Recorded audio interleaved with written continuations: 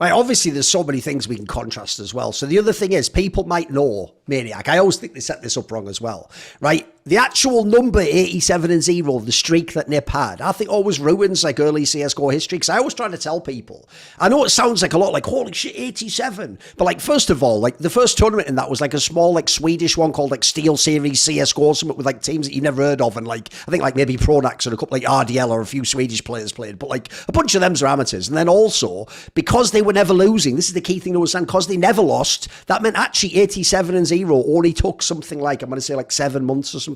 I think it was until, I think they lost it in April of 2013, and the game obviously began like, let's say like August 2012. So it was actually like, even though that sounds like, yeah, it's a long period of time, yeah, it is to be undefeated. But what people don't know is like, they were still the easy #1 team for like 6 more months after that. Like, it actually was even more dominant than people realise. And at the time, the crazy thing is, it wasn't even just this, like the funny thing is, people didn't really obsess about the number until it got close to the 87, I remember. Like, maybe when it was like, I'm going to say like 60 something, people started like counting the number and going, you know, is anyone ever going to beat them? At the time though, this is what people don't realise is, people always look back on history, Maniac, and they see what happened and they just accept it like a story, like, oh, it was always going to go that way. Like, the reason why no one obsessed about 87-0 is, if you ever watched back then, they weren't just wrecking everyone. Like, when they played very games, it was close a million times. And there was loads of teams, by the way, had like 16-13 and 16-14 maps against them that they lost. Like, at the time, the actual sense was just, like, when are they going to lose? Like, it's obviously inevitable you're going to lose eventually. Not only when are you going to lose, but actually at the time, it actually did sort of fuck the narrative up that very games just never beat them, because it is reminiscent of the only other one is obviously Team Liquid against Astralis, where, yeah, it felt like every single time it mattered in 2018.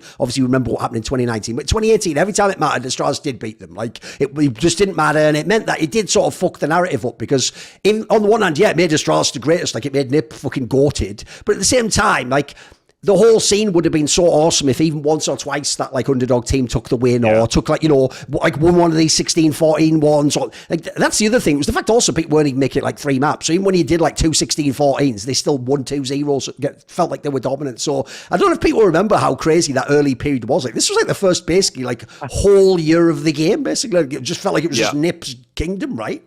So I would say what was the most intriguing and enticing, like for people who like to dive back into history as well, is specifically in the Very Games NiP matchup, with famously usually happened in quarter or semi or grand final of these events in CSGO, have a look at the score of the first map and the score of the second, because it was always the same story. It was Very Games getting very close to winning that map, that one map that was eluding them for now 1, 2, 3, 4, 5, 6 series, getting to 14-16, getting to 13-16, sort of that numbers. Of course, towards the very end, you'd had a clutch that went NiP's way, because Get Right was the first to do it almost to perfection at the time, and they had players who could step up in big moments. Forrest would always just destroy you straight up and at round number 28 or something like that. And then after that, Very Games would get destroyed. I promise you, there are at least 4 to 5 series that have the exact same pattern, which is a 14-16 and then a 16-2, 16-3, 16-1. It doesn't even matter, because I think Very Games they kind of had this like learned helplessness where they started believing that they would never actually beat them. And so when you had that first map that just slipped through your fingers, a part of them thought, well, fuck it, that's going to be the same. Like, we're about to get destroyed. And NiP were snowballing in terms of, I guess, confidence.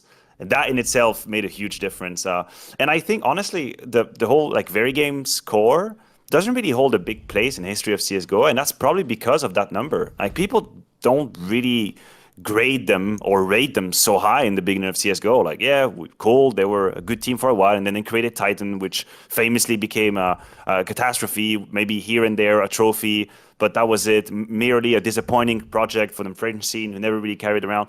But actually, that core, like Very Games and then Titan, had a bunch of very, very high finishes in a whole lot of tournaments. They were the second best team in the world for me for quite a while. But because of this NiP 87-0, that's basically all we remember. I don't think a whole lot of people remember even the lineup that Very Games had at the time when they were playing them.